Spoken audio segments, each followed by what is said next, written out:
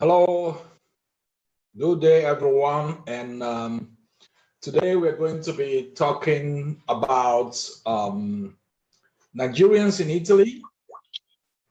The issue of the Nigerian refugees in Italy is a serious problem.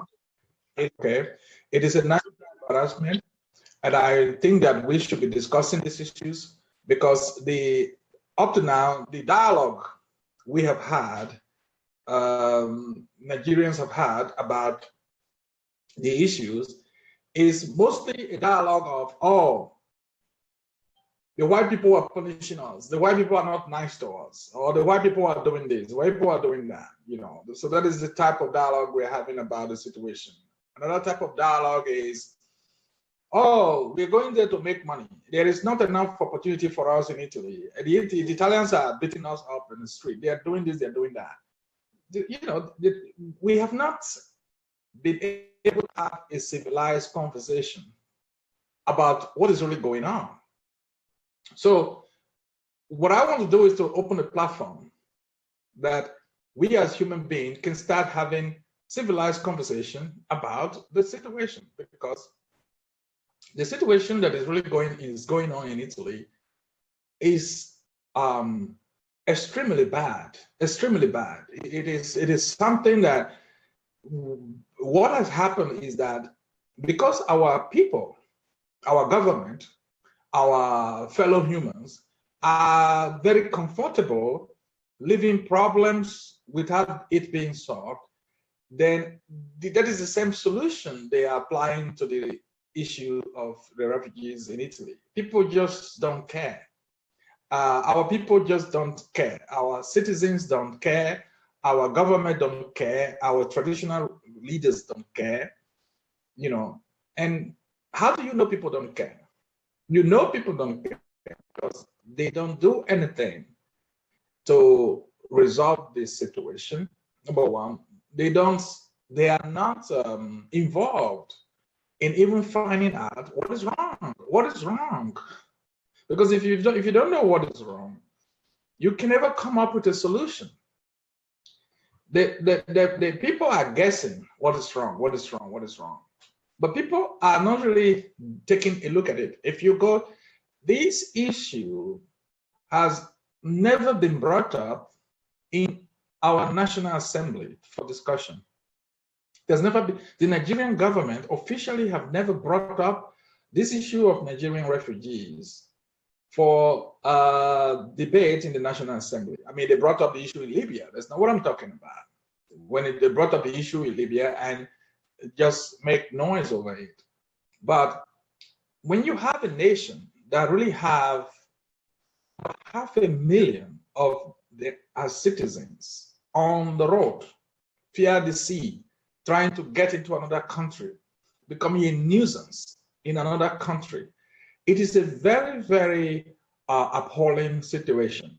It is a situation that requires urgent attention from people who are governing that country, people who are governing that, those people. But what you see in Nigeria today is that nobody cares. Really, nobody cares. Nobody is doing anything. And then you look at the citizens, you and I, who are citizens of Nigeria. Based on the way we react to it, there's also no caring. We just don't care. People just don't care. People find it as normal. And today, one of the things I like to put forward is for people to understand that what's going on is not normal. It's not normal. The way that other people see it. So today, I like to have people call me from Italy. If you are in Italy, I like to talk with you. I like to have a conversation with you. So I'm giving a shout out to those in Italy. If you know people who are in Italy who are not here, please give them the buzz. It's Facebook. Just buzz them and say, hey, you are in Italy. We want to hear from you. I'd like you to share this message to as many people as you can. Share this message so that a lot of people can come in and be a part of this conversation. Okay, so that is what we want to do. we want this message to go forward. Right now, the things I want to tell you about what goes on in Italy. This is my personal experience. I'm going to tell you this. Once I visited a refugee home. Okay, I visited a refugee home, and what I found out was appalling. I still remember the one thing that got stuck in my mind was that as I was there, they were having, I think it was lunch, because I came there around in the afternoon, they were having lunch. So some of these boys who were eating, they were Nigerians. Somebody hid the cup of coffee like this one, and the coffee spilled on the table and on the floor. So I was expecting that they go and get a tissue paper that was there to dry out the table and the floor, but that was not what they did. So rather, what they did was this: one of the boys stretched out his hand to the table where the loaf of slices of bread were laid. There was a tray there with slices of bread. So they go there, pick up 4 slices of bread, and use the slices of bread to mop up the table, to clean the table and clean the floor. So now these people are using bread to mop the table. You see, and I still remember looking at these people and ask them, why are you doing that? This is food. So the answer was, oh, I don't care. I don't care. They have plenty here. Okay. So it was very sad because some of the boys, some of them went through very difficult journey to get to where they are.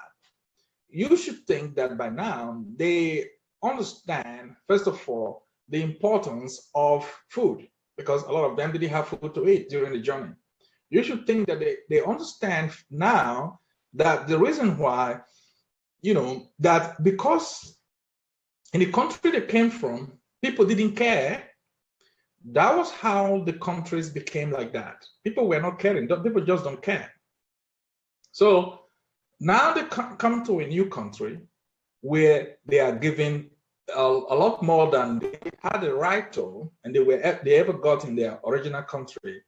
They brought in the same I don't care attitude, but now just take it to the next level by using food to mop the table. You see, that stuck in my mind for a very long time, and it's still there in my mind. So I remember following them. I wanted to see where they live. So they took me to this place where they live. And I came there, nice place, there were a few of them living there, government pay and everything. So they put the heaters on. So what they did was that they put the heaters on and they opened the windows down. So the heaters were running at 25 degrees. It was very hot inside the houses. They were trying to heat it up as hot as Benin City. And they had if you felt that it was too warm in your room, and then you open the window. So, and I said to them, look, you can't do this. Heating is very expensive. Why do you open the window when you have the heaters on? Again, the same I don't care attitude. We don't care, it's their money. So why I'm telling this story is this. It helps you to really understand the mindset issue that we keep talking about. That the problem with our people is really the mindset. Is here. It's nowhere else. It's just the mindset. And the mindset is what is destroying our people. And this bad mindset it follows our people, especially those from Edo State, to the desert, to the sea, all the way to Italy. And today, the situation in Italy is so bad. It's so bad because it is not necessarily bad because the Italians are not treating Nigerians well. That's not the issue. The Italians are actually doing their best, more than necessary, to take care of these Nigerians. The problem in Italy right now is because these Nigerians are not appreciating what the Italians are doing for them. It's an appalling situation. The Nigerians, most of these Nigerians do not, they don't appreciate what Italians are doing for them. First of all, they don't understand that Italy is not a rich country.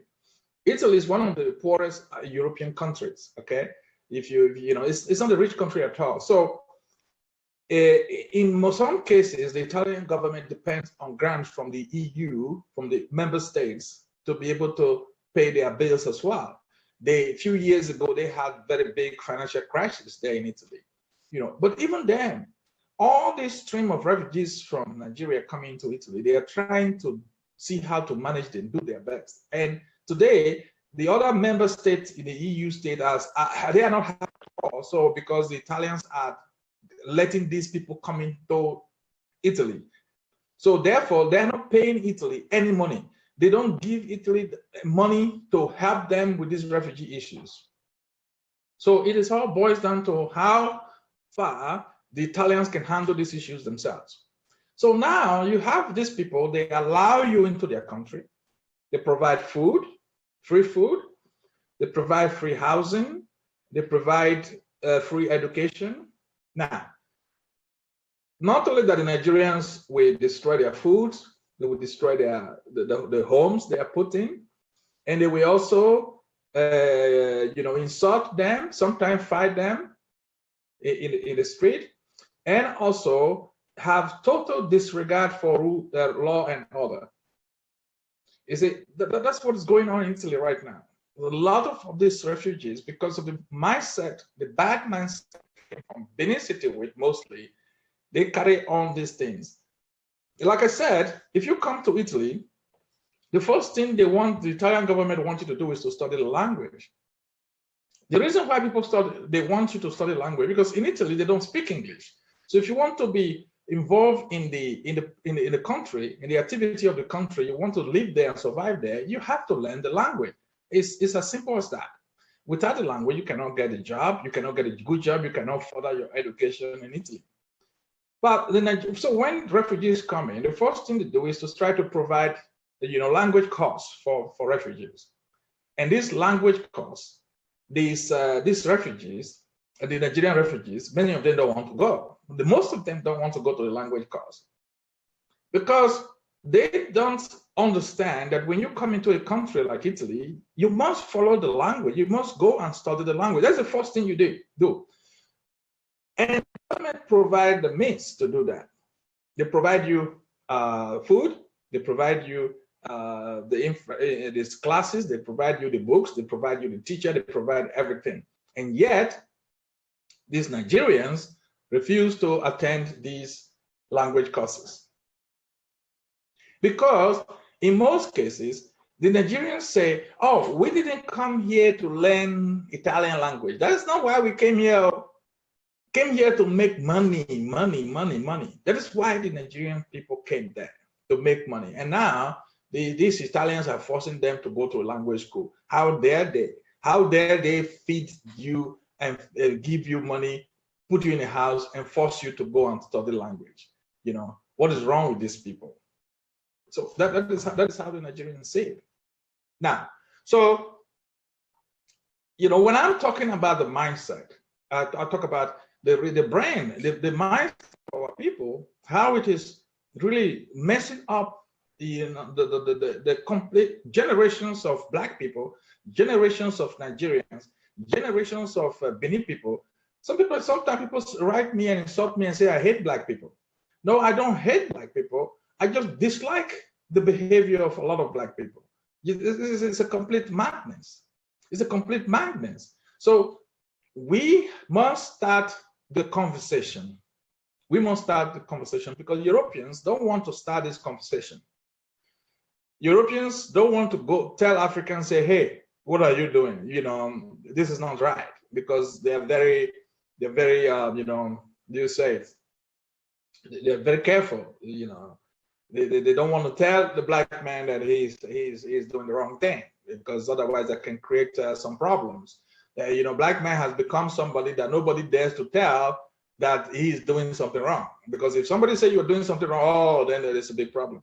So that leaves us with one option. That means people like me must come out and say, look, hey, something's wrong here. We have to start talking about it. So that is what this conversation is all about. That is what this conversation is all about. So if you are in Italy and you want to join me in this conversation, you have something to say, then you can call, you can come into this, you can use this number to get in touch with me. Let me see if I can just supply more of the code for people to use. People may not be, people may not have the exact code to use, but I see Kelly is there as attendees. Kelly is an attendee. Let me see if I can get somebody else to join in. All right.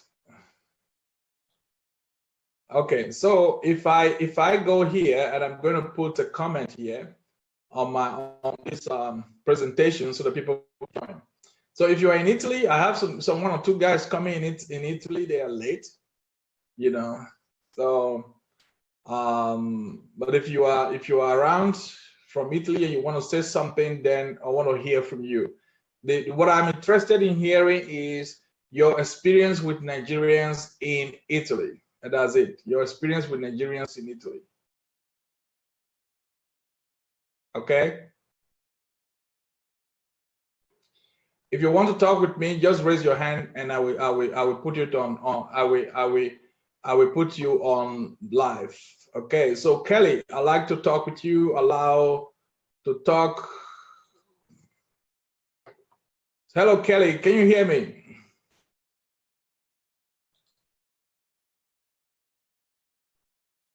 So Kelly, if you can unmute yourself, I've unmuted you here, but sometimes this thing doesn't want to listen. So,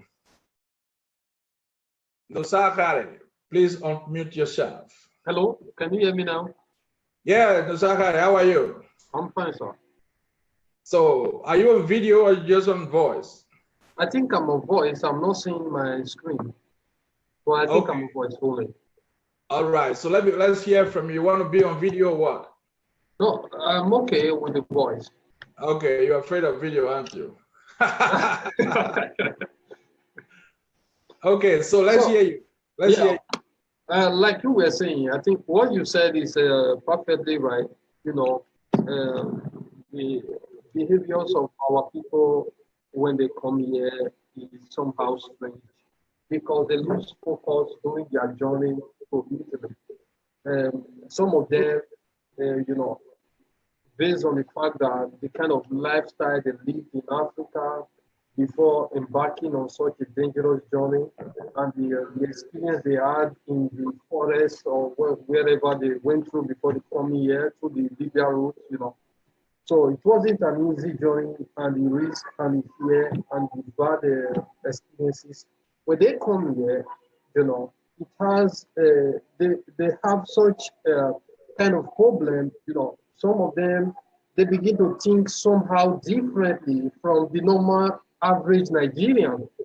You know, I do not know if they go through some kind of violence, they went through some kind of violence until now. Before now, I didn't know that until this problem of Libya came out. Then I knew that something will happen on the route before they get to Italy. But the point is this, when they come here, they behave somehow straight, losing focus of the main reason why they left Africa.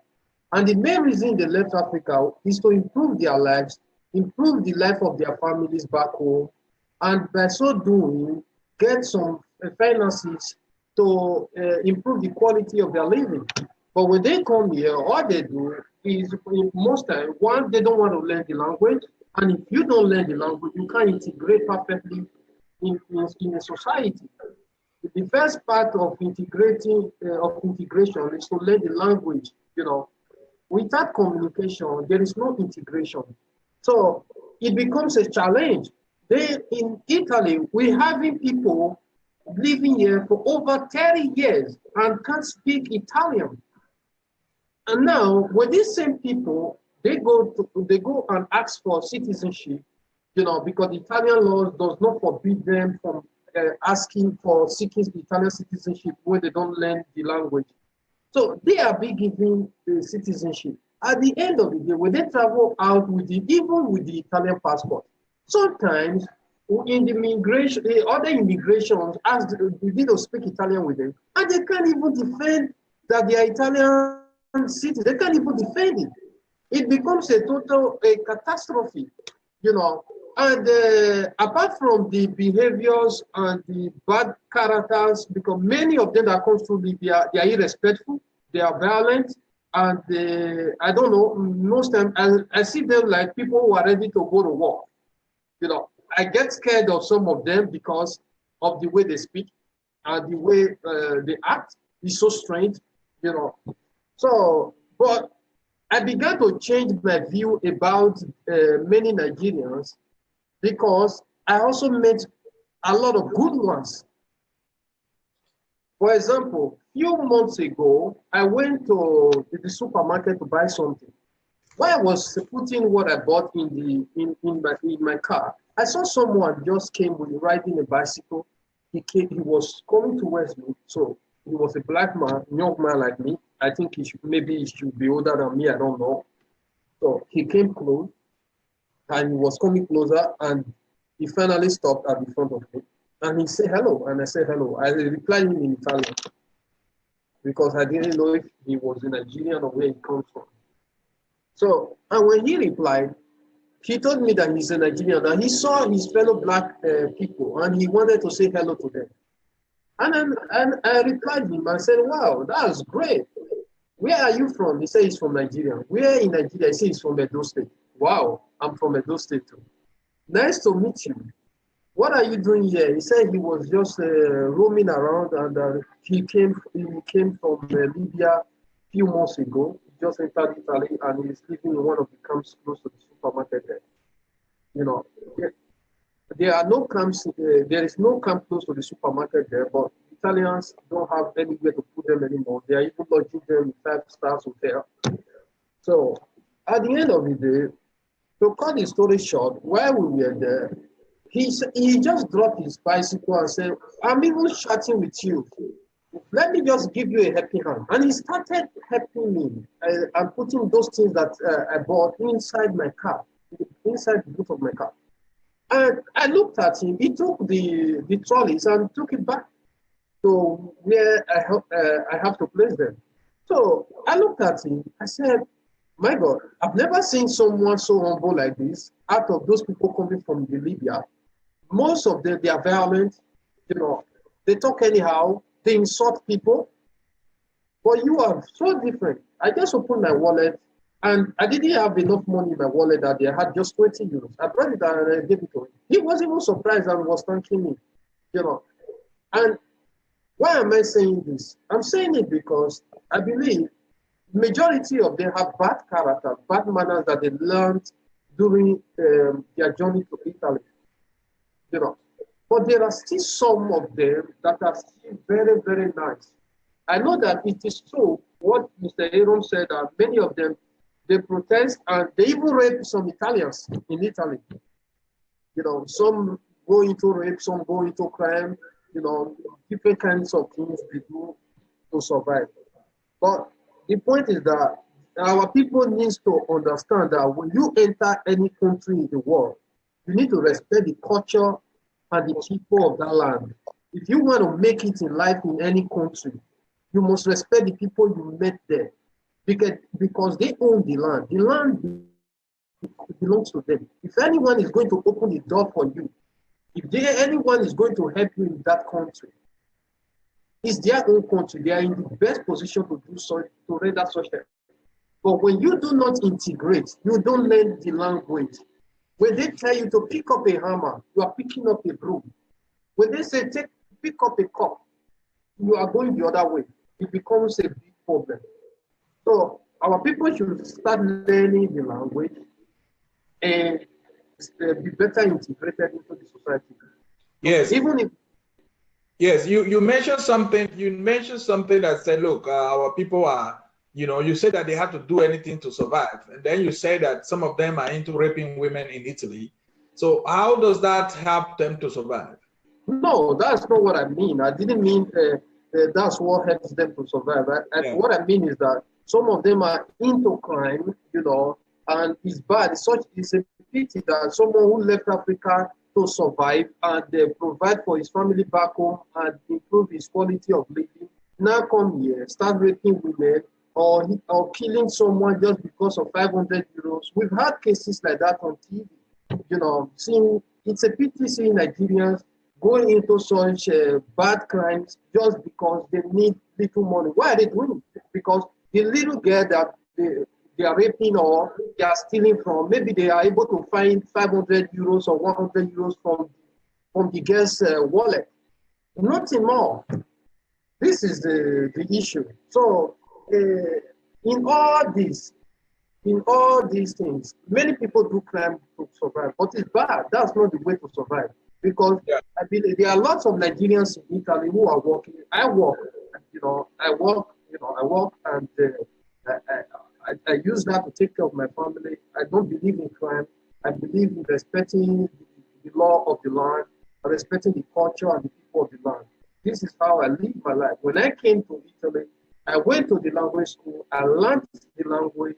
And after I learned the language, I started seeking admission to the university to study and get my bachelor degree.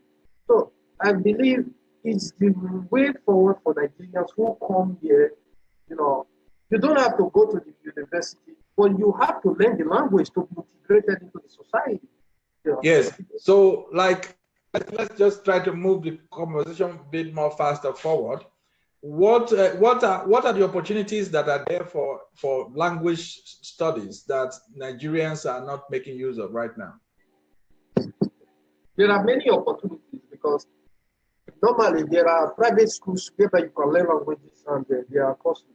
But the government made it easy for foreigners, whereby they are centers whereby you can go register and learn the Italian language.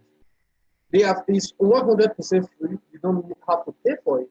But the problem and the challenges our people are facing is this. When they come from Nigeria, they leave the camp. You know, now they need to learn the language before they get a job. Now, while doing that, while learning the language, they need to pay their house rent. They need to pay their bills. You don't tell the owner of your house that you just came from Africa and you don't have the money. He will kick you out of the house. So now, how do they survive? So because of this thing, they are not being able to go to the language school because the time needed to go to the language school, that same time, they need to use it to find something to do, to get money, to pay. Yeah, but why do they decide to leave the camp? Why they decide to leave the camp? Most times, it's not they afford. Some of them leave the camp willingly. Sometimes it's not their fault they leave the camp because it's the Italians have done all they can. You know, they've been there for years. They've given the resident permit, and they wanted to go out and go get a job. You know, when they give you resident permit like 3 years, and they've housed you, paid your bills for 2 years, they've been feeding you, they've taught you the language. In all these years, you just keep sleeping and eating and doing nothing. You've got to move your ass up. I think that's why most of them are being kicked out to go get a job. And by so doing, the worst thing is that when they are in the camp, they don't learn the language. Most of them don't learn the language when they're in the camp. 90% of them coming out of the camp can speak good Italian. Okay, so what we're saying is this, that you have when people come in as refugees, then they are brought into a camp where they are given good treatment, they are registered, and they are taken care of, they are given food, and they are given shelter, and they are given €35 a day. Yes, and they are given the opportunity to get education, to at least study the language so that they can integrate into the society. Okay? Yeah. All right. So now, these young men and women, first of all, many of them refuse to abide by that arrangement to get themselves the education and learn the language. Okay? Yes. So after some time, like 2-3 years, when the government has given them the resident permit, then they are now obliged or forced out of that camp because now they have to go and get themselves a job and get busy. Yeah. Okay, but then they cannot get themselves a job because they have not done anything useful since the past 3 years, like get themselves proper education, learn the language, which the opportunity they got for free. Exactly. That's okay. the point. So just hold on for a while. I want to analyze this to our audience. So now, basically, the situation is this, that because it is important to analyze the situation very well, because people will say to you that, oh, it is because in Nigeria, there is no free education. That's why people are not educated. They will tell you that the government is not doing this, the government is not doing that, the government is not doing this. Okay, now, imagine if the Nigerian government was providing free education for these youths back home. This Nigerian government was providing free food back home, and the Nigerian government was providing food, good shelter back home for 3 years, and say, okay, look, we have provided these things. What we want from you is to go and get yourself educated and get into a higher paying, get into a job. Okay, so basically, if we are repeating the same thing that the Italian government is replicating in Edo State, the chance is big that this same type of people that are creating this problem now in Italy will not participate in that program. Okay, because that is exactly what I did. Initially, when I came to Nigeria, I started a school. I had an agric school where people could come and study for free. They could study how to plant cassava and how to harvest it, how to, and we had all this program going on, but nobody came in Edo State. Nobody came. So, and it's something you're telling me now in Italy, that what they are doing there, they don't want to be a part of the society. They don't want to learn. They don't want to take part in making themselves better, which means that the mindset they already developed in Edo State, that lazy mindset, that mental poverty that follows them to Italy, and they are not interested in doing something very difficult, hard work for themselves. But of course, it's not everybody, Like I know people like you, and I have a few other people in Italy who are very responsible people. But the problem is that because the people who are not responsible, they are like 95%, it kind of, if they see a black man on the street, it gives a wrong impression that all black people are like that, isn't it? That's right. That's the point. And as a matter of fact, the Italians are tired of Nigerians, and many of them are protesting daily. There is a daily program I watch on TV here in Italy, and they speak about Nigerians and other Africans. They are tired. They want Nigerians to return back to their country. And in the next election, if the right wins, there is a possibility that massive deportation will begin. Like many people are still saying now that Obaseki came to sign an agreement with the Italian President, House of Representatives President Laura Boldrini, for mass deportation. They have not seen anything yet because the man didn't sign the mass deportation. Because that woman is even one of those fighting for immigrants in Italy. So if they lose in the next election and the Salvini people comes into power, it will be tough because they are really, really annoyed over this Nigerian issue. So they want Nigerians to return back to their country. They want to give Nigeria money so that they will establish companies there and get Nigerians employed in Nigeria. So this is their own agenda for the next election. Yeah. They say they are tired because their women get raped. Many of them, just like a year ago or 2 years ago, something terrible happened in Italy. And it was an Italian man and a woman, both of them married. They worked hard for about 40 years and they were in pension. So the man is an old man with the wife. So the man went to buy this iPhone and iPad, So because of this iPhone and iPad that this group of Nigerians saw with them, They broke into their house, beat the man up, beat the woman up, old man and old woman. They killed them just because of an iPad, an iPhone, and ran away with it. So what happened? The police started their investigation and got them arrested. But the point is this: we have come to the point whereby we don't value human life anymore. We have lost our moral values. The values in which we grew up with in Nigeria, whereby you see an old man, an elder man, you give him respect. You can't even call him by his name. Whereby you see an elderly man, when you are shaking the man, you shake him with both hands and not just one hand. Whereby you can't give something to an elderly man with your left hand, but with your right hand because of respect. We have lost all that. And now what is happening? It now comes to the point whereby people are being killed just because of iPhone. What is iPhone compared to life? Yeah, that is very sad, because the impression people have when you talk with Nigerians back home, they still have the impression or the idea that Nigerians are very respectful back home. They will say, because you hear people talk about it and say, in our culture, we are very respectful. And whereas what I saw when I was in Nigeria is that there is no respect anymore. A youth will call you, like in Benin, they always say, Domosa, Domosa. They will bow their head when they see you. But the moment, if you are not watchful, a moment later, they will hit you on your back and take your wallet and run away. So what the idea that people have about respect is a bit weird, that is what people call respect, okay? So the other issue I want to ask you about, it is the issue of, I don't know if you know something about that, and that is people often think that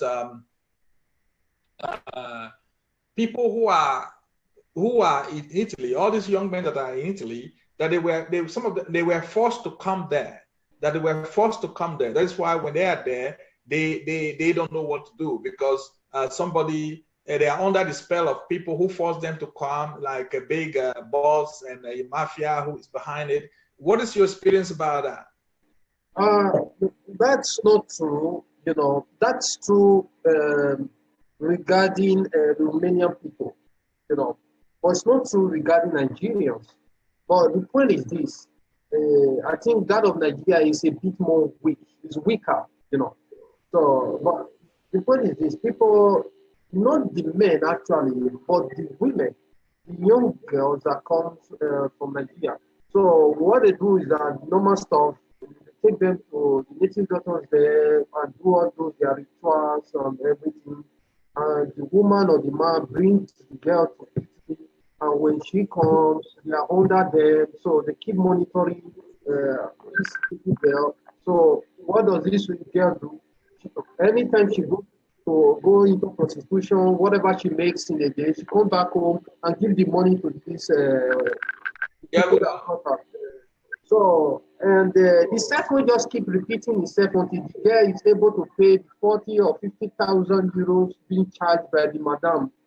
Yeah. So this is how it happens. Sometimes the girl, some of the girls are that smart that because there is a law in Italy which states that if such a thing happened to you and you are a victim of such, and you come here and you are being obligated into prostitution, there is a law in Italy that states that you have the right to go to the police, and if you do not have a resident permit, you will be granted resident permit based on humanitarian grounds. Yeah. And those people will be thrown into jail. But many of them don't have the courage to do it because of their families back home. They don't want to create problems. So because of that, they just let go and remain in that same bondage and keep paying. But they forget that they are using their lives, and their body, they can get HIV and any other deadly disease, Yeah. This is the problem. Okay, so what, so right now, those guys who are there, but what you're saying is that they could get out from that bondage, if there is any bondage they are under, while they are there, right? Yes, of course, they can. Yeah. They can. There is also this idea that a lot of people don't want to get out of this bondage, people are kind of, don't want to get out of the bondage. So therefore, it is not, for them, it is really, they're just doing it, but they are not really making an attempt to get out of it because they want to have the money. They want to earn the money. It's all about the money. Yeah, that is also true. But I think the percentage of those who wants to remain in such a mess is very low. In respect to those who wants to stop doing it, because many of these girls are being rescued by many of these Catholic churches, and they help them, give them resident permit. Not only that, they help them seek a job, and they follow them up to become good citizens in the society. So Yeah. these things are there. I know of a church, a Pentecostal church, not an African Italian church, Pentecostal church in Milan. That is, they have a project. Their project is to go out at night and preach to these new girls in the street, Nigerians and others.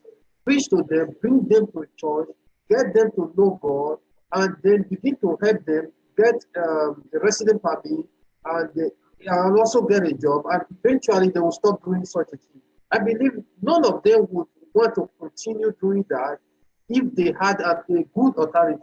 But the problem is the authority is not there because their hands are tied. They took up a vow in Nigeria, and there is this kind of psychological fear that is affecting them mainly because of that oath that they took in Nigeria at the front of the Babalawo.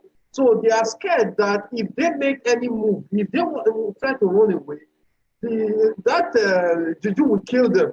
And it will become a problem between both families, their family and the family of those who brought them here. So because of this fear that is in their mind, they remain in that same bondage. Just like I heard some days ago that it is Nigerians in India that are selling Nigerians. The same thing here, it's Nigerians bringing Nigerians there to Italy to prostitute. They are the one doing the human trafficking. They are the one trafficking themselves. Not until we become united and love ourselves and know that it is right to be our brother's keeper. All these things will never end. Yeah, that is true. I really highly appreciate what you're saying. There are a lot of things, I've learned from what you are saying, and that is one of it. One of the things is that, like we said earlier, that the Nigerians are the root cause of this problem.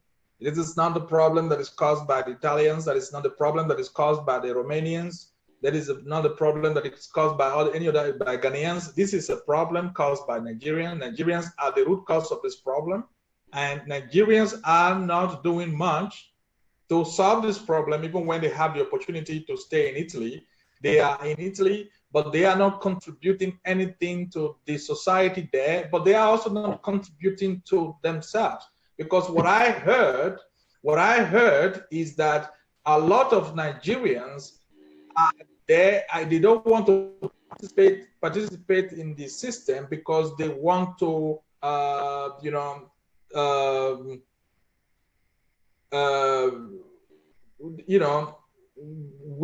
want to participate in the system because they want to be in crime. They don't want to be a crime. Let me pick up this call from this guy. He's trying to call into the show, but he doesn't know how. So let me talk with him so we can come back. Prince, hello, Prince. Yeah, you to join the show. You need to use the Zoom link. So, there's a link I put under the it's there for everybody. Just check it. You need to click on that and join the conference. That is how you can join the show. Otherwise, nobody will see you. Okay. Can you find the Zoom link? Okay.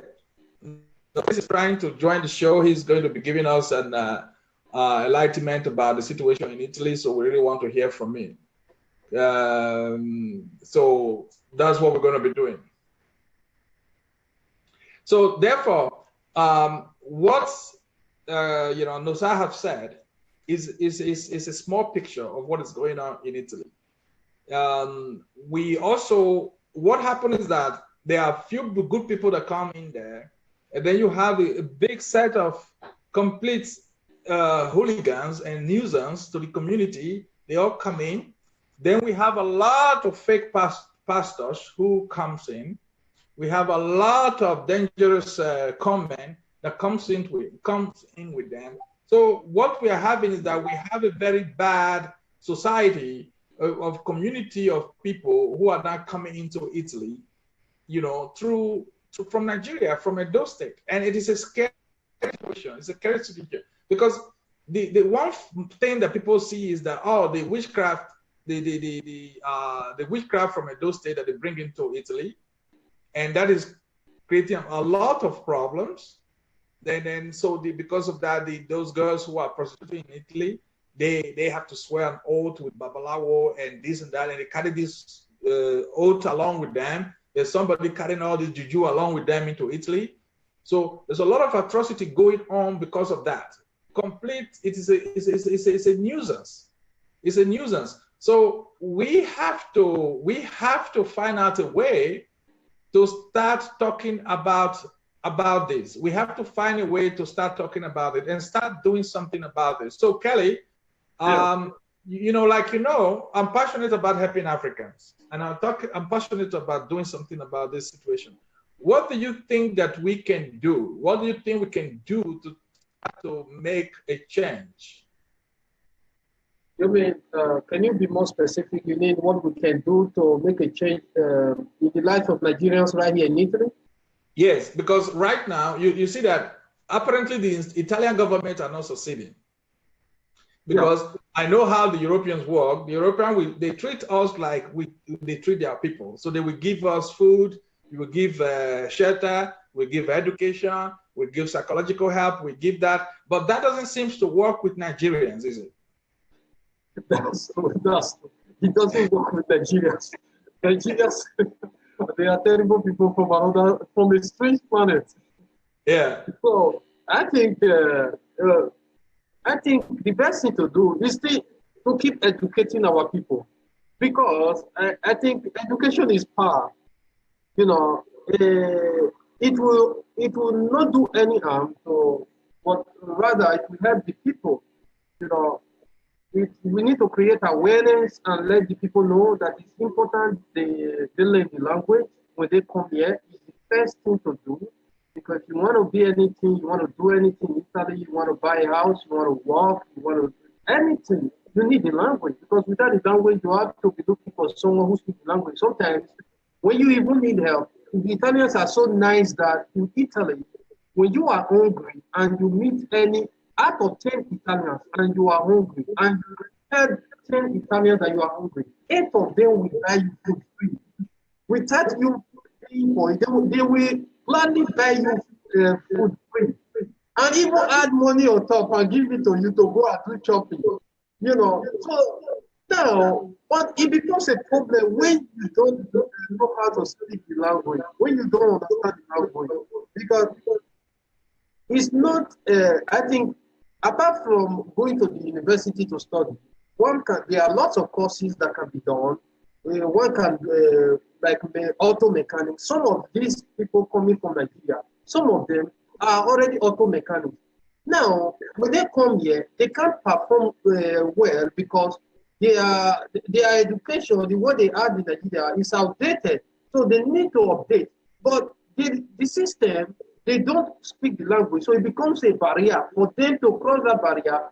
It's difficult because if you want to study in Italy, you need to learn the language, you need to speak the language, because your professor is going to teach you in Italian. He's not coming there to teach you in English, because everybody in the class speaks Italian. So you must learn the language. So now, many of them would have become big entrepreneurs, wealthy entrepreneurs, and very good in it. But the problem is that they don't take their time to learn that language, which is the highest barrier that I find among the Nigerians and other Africans, because to find people, it's a pity to find someone living in Italy for over 10 years and can speak good Italian.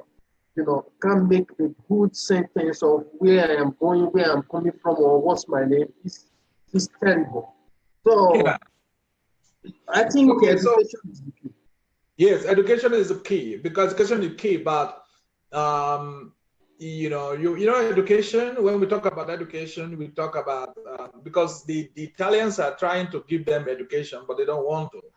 So, and I think that the problems that they are talking about, you are talking about education. I agree with that, but I think that is, a complete reorientation of the mind, because that is also why I'm hammering on this, is that you've heard that the governor of Bazaki said they have budgeted 100 million naira to help these people, to at least to train some people and things like that.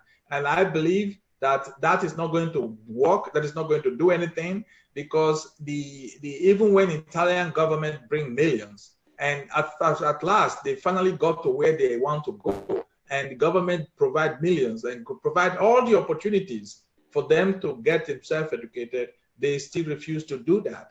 So therefore, I don't see how 100 million naira in Benin City is going to change that. And I think that my solution is basically, like I said yesterday, these people, they have to be put in a regime. And I believe that one of the reasons why none of this work is because they have never been in a structured environment since they were born. I know people who have never showed up for school on time since they were born. They have never had a job that they have to show up on time. They have never shown up on time to the church. They have never shown up on time on anything. They have never done anything in a structured environment. So therefore, when they come, no matter the education you try to give to them, they are never going to be able to deal with it because they are not structured. So what has to be done is to find a way to put them in a structured environment by sending them to a military camp for like 6 months with a drill sergeant, and so that a structure can be beaten into their consciousness. And it is only when things like that are done, that is when there's going to be a possibility to ever rehabilitate these people. Because what it needs is a rehabilitation. That's just what it is. I mean, we can say all we want, but there has to be a rehabilitation process going on. Okay? So, yeah. So therefore, the other thing I'd like to talk with you to move this on is the famous issue. There are two issues that really bothers me. And that is number one, the issue of the unscrupulous pastors in Italy. Because in the last few days, people have written me and told me how pastors are collecting money from people to, even women who are, doing prostitution. And there are some unscrupulous pastors who are praying for them, they collect money from them. I mean, there is nothing wrong with praying for a prostitute. Jesus even prayed for one. There's nothing wrong with that. But when you collect money from them and encourage them to go on with the job, that I find something wrong with. And number two, some of these pastors that are actually encouraging people to go into crime by even some people I hear report of paying false fruit of crime to their pastors. I mean, these are just things that are it's just way out of order. So basically, what do you have to say on that? I think this issue is somehow sensitive because the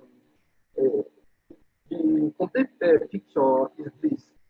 Not all pastors actually know that those girls are into prostitution. Because if, for example, I'm a pastor and it happens that I have a girl in my church, I wouldn't know the kind of job everybody does in my church.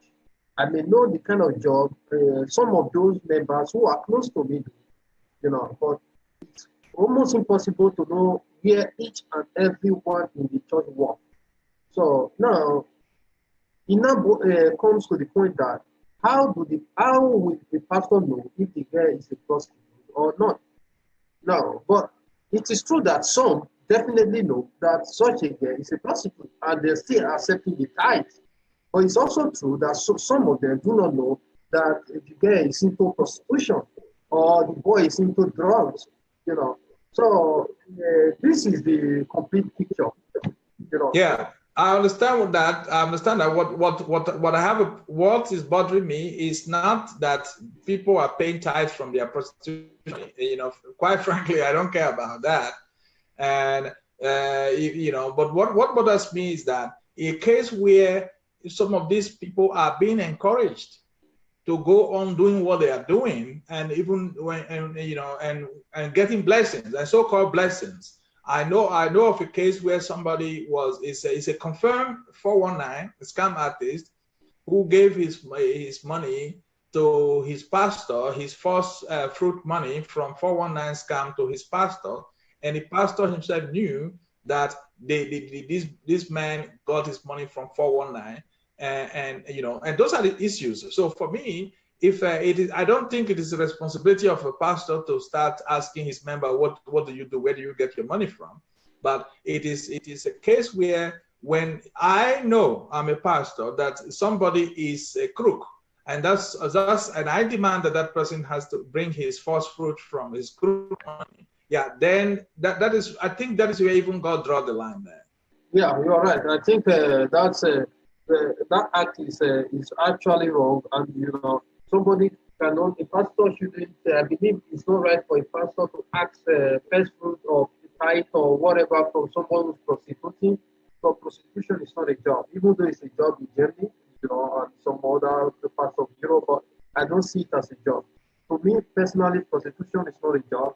So I don't know. I think it's not right for Christians to be accepting offerings or anything from such a sinful act. Even the Bible condemns it. So it's absolutely wrong. Such practice should be condemned, and wrong for a Christian or a kind of God or a pastor or whatever, the apostle or prophet to receive tithes from people like that. Okay, no, sir. I put Prince on the line now. Prince is also from Italy. Is a neighbor there.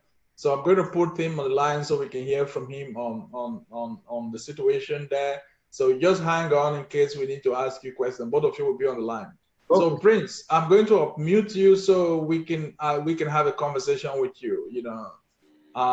If you don't have the unmute sign, then just unmute yourself.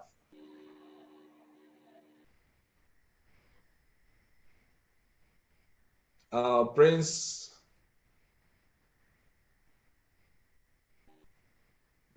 are you there? Hello. Yeah, I'm here. You are there. Are you a video? Yeah, I'm a video. Are you not seeing me? I'm recording. No, I'm not seeing you yet. I'm not seeing you. But anyway, go ahead. Just go ahead. Okay. You live, where do you live in Italy? I live Provincia di Firenze. I live in Empoli. Empoli. Okay. Yeah. Where is that? Is that in north, south, or middle of Italy? No, we are in the center. Close to Rome. Okay. We are in the center, yeah. Yes, you'll be able to follow us briefly what we're talking about today, the situation with Nigerians in Italy, and yeah, you guys are there, so that's why I say, okay, let's have a chat with you guys today. Like the few words I heard from the other guy that called, I don't know his name, and I think maybe he lives here in Italy as well. Yes, no sir. No, sir. Okay, I don't know where Nosa lives. Maybe after this conversation, maybe we can get each other's contact so that maybe we can talk one-on-one. Yeah. The last thing that I just heard him saying that you said something that some people go to prostitute and use it to pay tithe, and the pastor pray for them, and he was telling you that it's not really the fault of those pastors. So I don't actually agree with him. Let me quickly just say this before then we can go other conversation. I don't totally agree with him because here in European country, which himself know very well that the pastors here, they don't have, no pastor can boast in this place that he have 200 to 300 members. It's not up to Mr. Aroms. Yeah. Okay, if you don't have 200 to 300 members, then you should be able to know what you have. You have Bible studies, you have prayer meetings, you have Sunday service, they have other ways. other activities they do in the church. Then these few members that you have, sometimes some pastors have 40 members, 50 members. You cannot tell me that you don't know what these members do. And you must, at least they will have workers meeting in the church. Then anybody that is not in that group, anybody that is not in workers group, you're supposed to know what this person do for a living. For we to even help this person, not that I'm trying to accuse anybody doing anything that he knows. We are not doing that. Is not what we do here right now. We are trying to see how we can change our people mindset and how we can go front in this country where we live. That's the situation. That is the solution we are finding here. Not that I'm trying to accuse anybody. That is number one. Again, you cannot tell me that those pastors, most of them, out of 10%, 9% knew what their member does here. And a lot of them collect this money for their survival. That's the gospel truth. Take it or you leave it. I don't totally agree with him that most of the pastors don't know. No, most of the pastors knew. And still yet, they go ahead and do this thing, all in the name, so give so that you will be blessed. And God does not work that way. Those are the things we are trying to correct here. Let these people know that at least we have spent time here in Europe. We know how the white people live.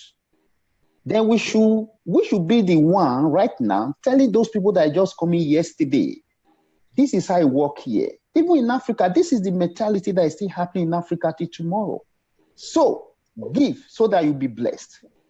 God does not, you are trying to bribe God to bless you. It doesn't work that way. I will say all this, Aroms, and my colleague listening to me. Like when we were discussing this morning, we discussed a lot of things, like the way we live here in Italy here. I'm trying to use this medium to reach out to others. If you know that, at least you have a good document in this country and you have spent some time in this country, then you have to let these people, especially these people that live in camps, we need to orientate them, we need to help them the way they live. As I told you this afternoon, I have able to come across majority of them, close to 500 people. But they are there, that scenario, that idea they have. We are just here to make the money to explore this country and go back to Africa, I invest on my business and do this and do that. We saw a lot of people doing this. Even when we're back home in Nigeria, somebody will bring 10 cars, 20 cars. Alia, how does this person make the money? Before you knew what is happening, within 1 year, 2 years, that person will just reverse is the case. Why? Because there is no good planning for those things. The mindset, because if I sell those, if I lavish this money today, tomorrow I will go back to that place and get more.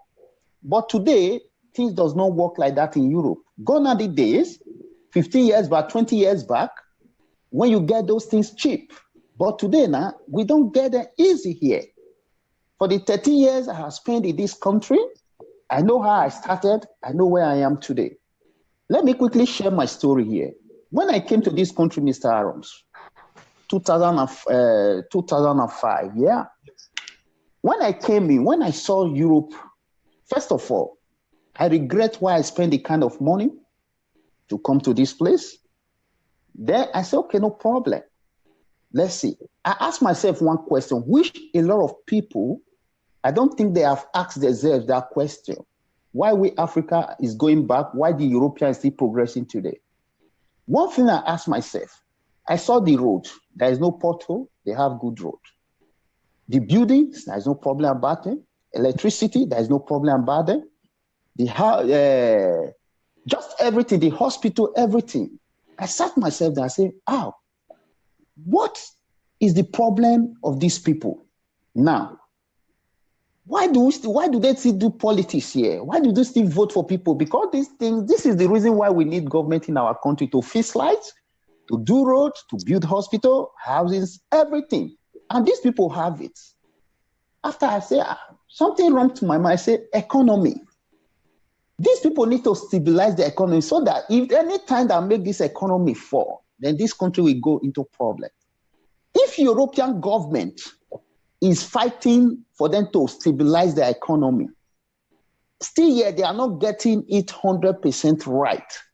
Then just go back to Africa where we have road problem, electricity problem, educational problem. Just name it. Everything in Africa is zero.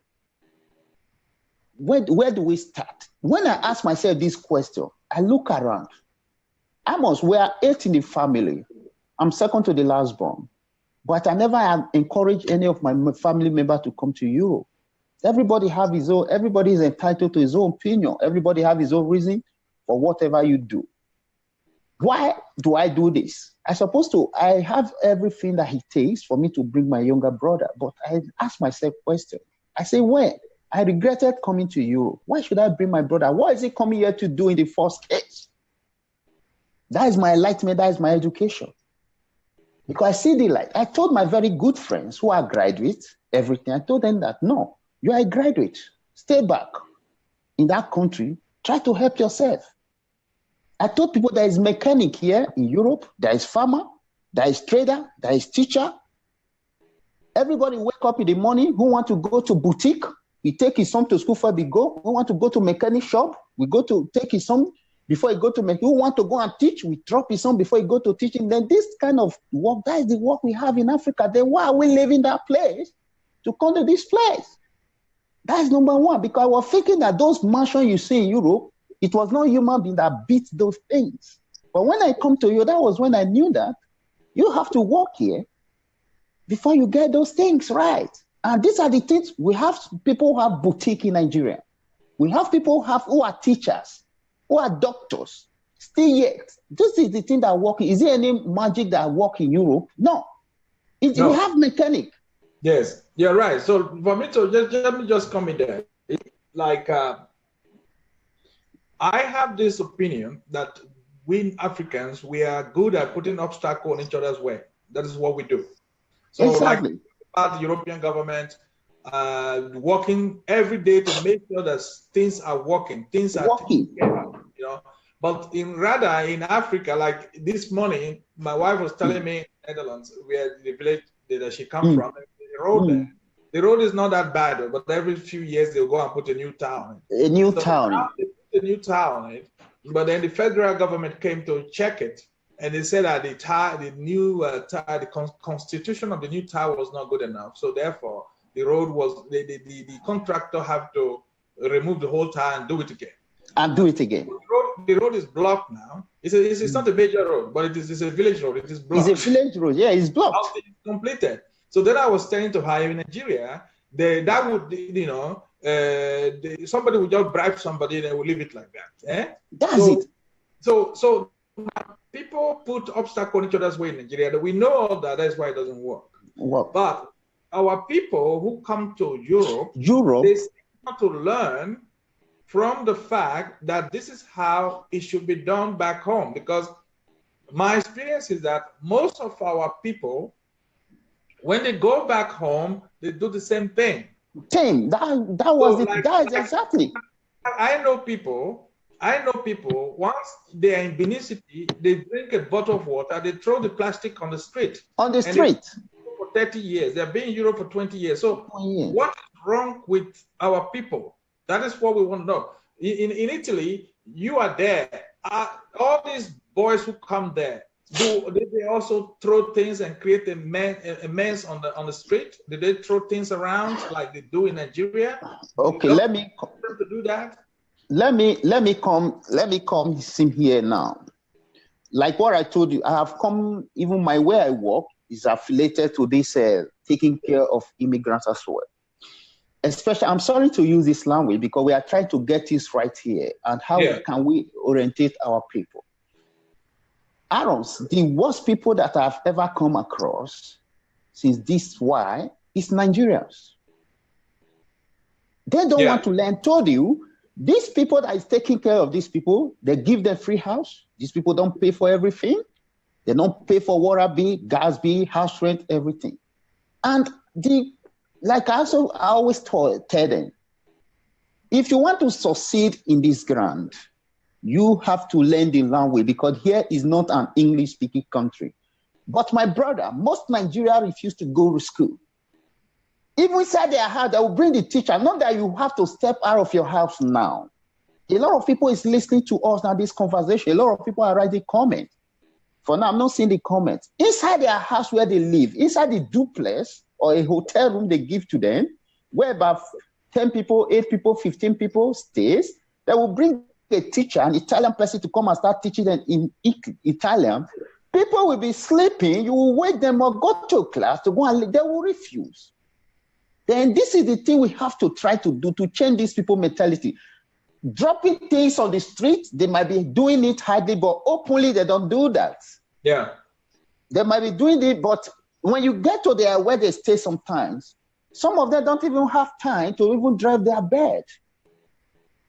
They have every time. How many hours in this school we talk about? Just 1 hour or 2 hours.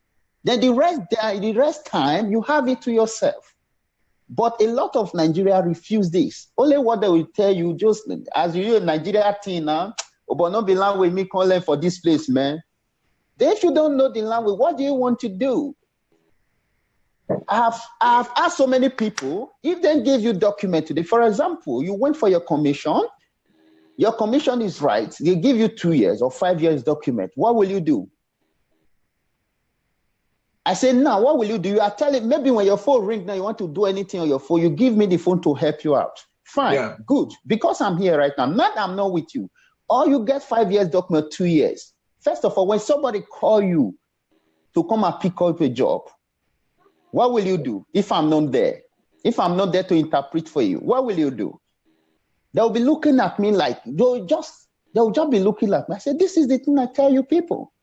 Come on to call customer care service. Somebody will be here for 3 years, for 2 years, for 4 years. He cannot talk to common customer care service. It's worse in this place like that. Yeah, so now in your opinion, how, because that is the same attitude these boys have back home. That's just the same attitude. All these people, this attitude they have back home, they have not worked all their lives. All their lives, yeah.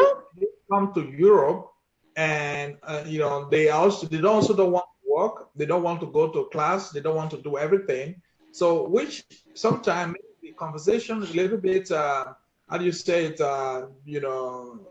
Obsolete when we talk about providing government providing this for people, providing this for Nigeria, because what I see here is simply a group of people that are very indisciplined.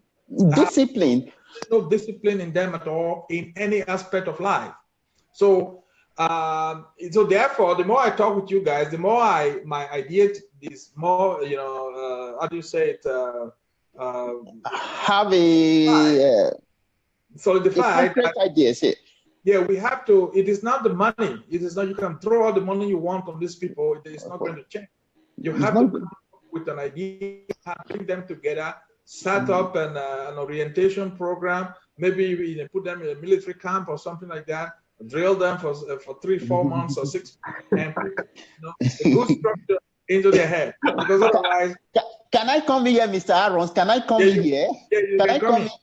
Okay, like what the one you said, so that they would take them to military camp and deal with them and all that. So is a thing that it doesn't work that way here. And these people, you know what most of them do? I told you that the only people I've not come across in these people is South Africa. I don't know if South Africa travel out of their country because, as I said, I've seen Gambia, Ghanaian, Senegal, Ivory Coast, Nigeria, and whatever you. At the end of the day, okay, let me quickly throw this in here for people that are still watching. Like this case in Libya today. Aaron, do you know that I have interviewed these people to this extent? Do you know that we Nigerians, our brothers, our Benin brothers and sisters, they are the ones doing slaving, selling people to other people in Libya? Are you aware of this? Yes, I've been told of that. Okay, that's the gospel truth, man. I heard it from the horse's mouth. Let me tell you what happened. A lot of Nigerians have died in Libya. Not that for them trying to cross down here. No, let me give you a little short story here. How these people do it. Now, they call their connection man. Right. Then, when somebody brought them from all the way from Nigeria, there's a place, first of all, they get to in Libya. Not only one person do this thing. Yeah. They divide. Somebody will take them to a spot, another person will pick them for there, that one will take them to a spot, another person will pick them till they get to Agadas or wherever they got to first in Libya. Then when they get in there, they will not take them to somebody. Sometimes when people are exhausted, because there are still people in Libya, they call them the people in Libya, they do these things. Some people said this thing today, will say these people today, but 2 or 3 people, give me so amount of money, I will give you these 3 guests. They will not take it, give that person money for you to continue his journey. Yeah. Then when they get to where they are going, is the Libyans now that push people. This Libya that push people, they have to go and buy the boats, buy the compass. You know, they use compass. Yeah. Yeah, the Libya people will go and buy it's not Nigeria people that buy this boat, that buy the compass. No, they do this thing with the Libyans. So it's the Libya that will go and prepare the boat, that will go and buy the compass, everything. Okay, for example, if, for example, the Libya must, okay, for we to do this road, it's going to cost, to charge all these people, maybe they will charge these people 1,000 euros. Yeah. For example, then the Libyan must say, we're going to take 50-50. Do you know what the Nigerian man will do? Out of that 1,000 euro, the Nigerian man will only give, okay, say push these people for, you only give the Libyan man about 200 or 300 euro out of that 1,000 euro. He said we take 700 away out of the money. Yeah. So that is double D. You know, double D the Libyan man. So the Libyan people have killed all these people that have the connection. A lot of them have died in this process. Not for them crossing, no, because they have jobbed the Libyan people. Why the Libyan people is so annoyed with the black people? Because when you do want something, they will tell you that it's your brother that did it. That's why you see a Libyan man can just say an African man, he will shot him dead or he will stab him to death. It's because of what those people did. Not that all these people actually offend all those people. No, it's those few people there that is trying to push these people that are doing the business. Those are the ones that have caused the confusions in Libya. I don't know if you get me what I'm trying to say. So those are the problem in Libya till tomorrow. Not that these people that is coming to Europe, they have done anything. No, a lot of them don't even get out from the house till they cross them.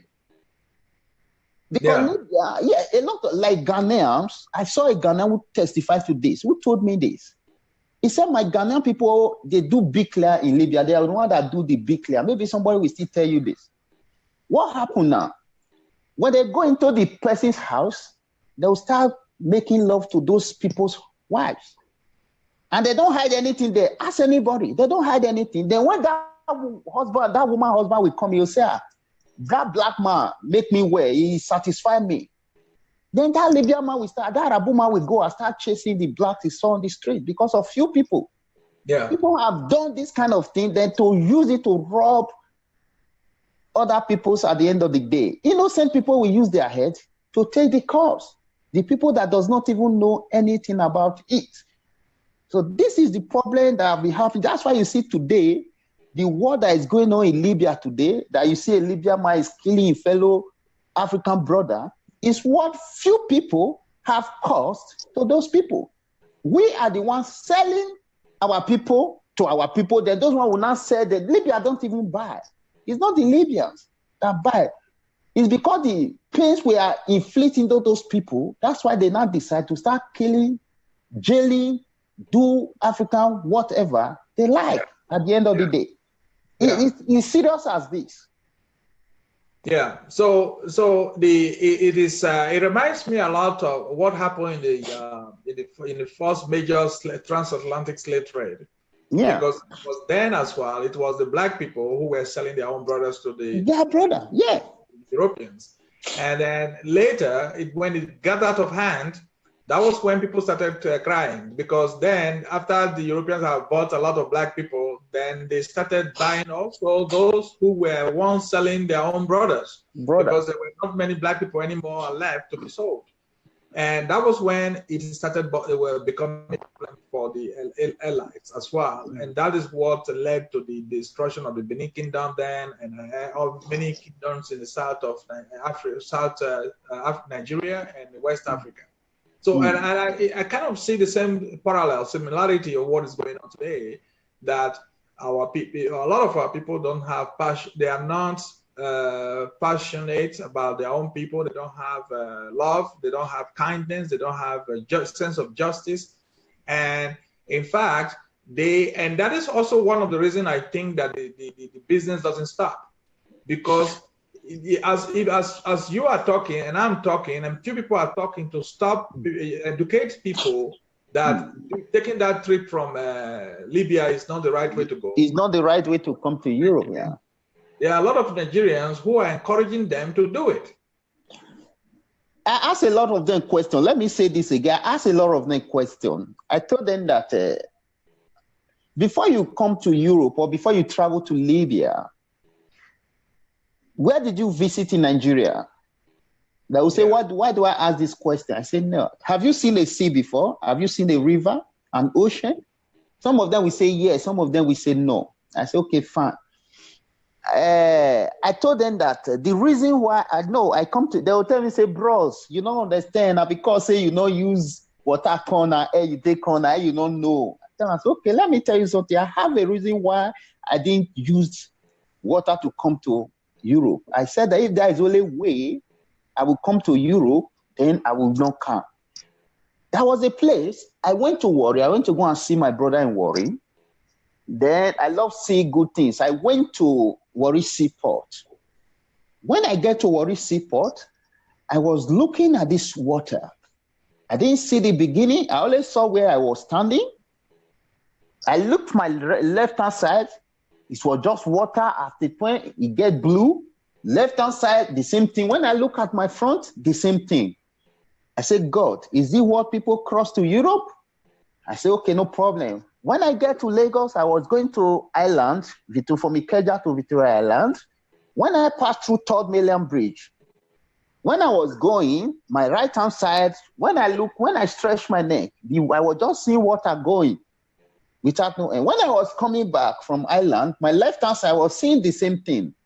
I said, God, if this only way, I will go to a white man's land. If I didn't use air, I'm not going. So I now told these people, if you guys have saw such a thing, what gives you mind to cross that kind of river?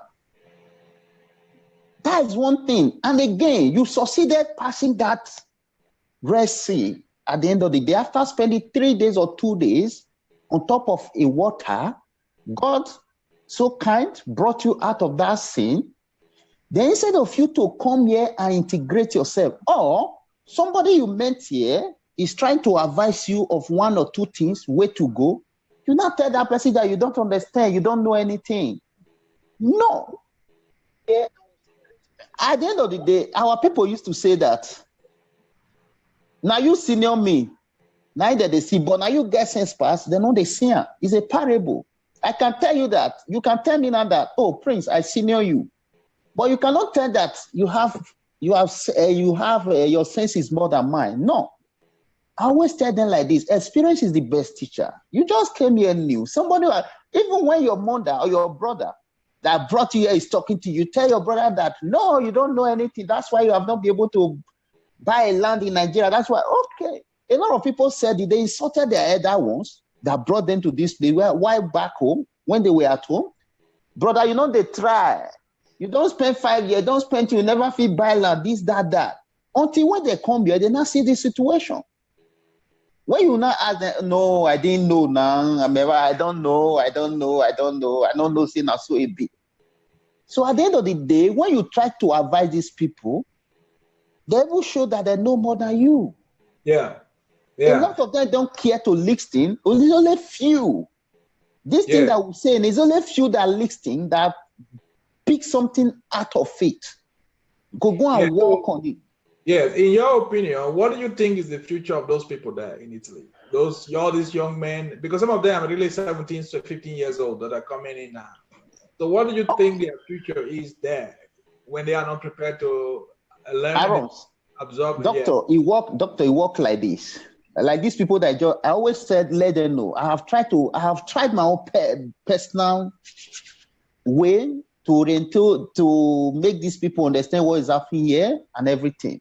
I always tell them that, like this part of the Europe where we live, like Belgium, Germany, Italy, France, Spain, Holland, Austria, these people I just mentioned, is only 2 countries there that will ask you that, come and pay tax, then we give you documents. And these two countries were Italy, Spain. France does not do documents. If it doesn't marry their citizen, whatever, you don't have it. Germany, the same thing. Belgium, the same thing. Now, why am I saying all these things? Because I've tried to tell these people, this is how it works here. You ask about their future. Now, that's what I'm telling you now. Yeah. Now, this country we are now, Italy, I think the last document they did is 2012. And those people will not make that mistake again because of this immigration, something immigrant of a thing. Because the last one they did, the opposition party was now blaming the party in power. Why? Because there is a party they call legal non here. Those people, they don't want immigrants, especially when you are immigrant and you are regular, they can accept you. But when you are an immigrant, you don't regular, hey, like those days when we come, sometimes we'll stay inside house for 1 week, 3 days, because they tell you they are going to raid. When they pick you, you don't have document, they deport you then. Yeah. I told these people that the only way for now you went for commission. The commission these people are doing right now, everybody is saying the same story.